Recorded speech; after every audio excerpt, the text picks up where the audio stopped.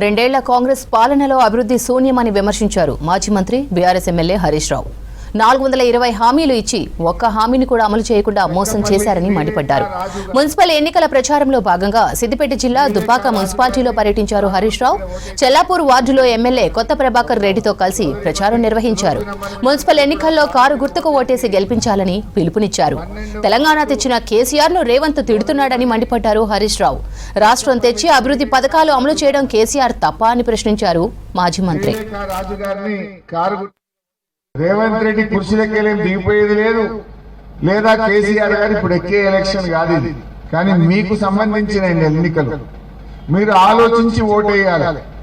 ఇప్పుడు రేవంత్ రెడ్డి గారు పోయిన అసెంబ్లీ ఎన్నికల ముందు 6 గ్యారెంటీలు అమలు చేస్తా అని బాండ్ పేపర్లు ఇచ్చి ఓట్లు పెట్టుకొని ప్రామిసరీ నోట్లు రాసి అధికారంలో వచ్చింది, కుర్చీ మీద కూర్చున్నాడు.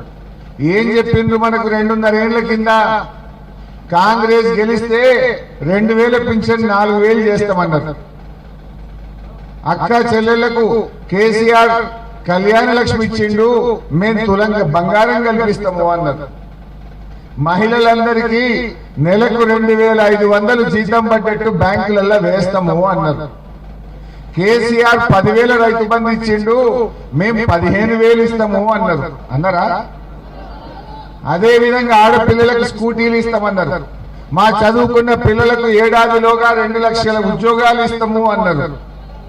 ఇట్లా 420 హామీలు ఇచ్చింది.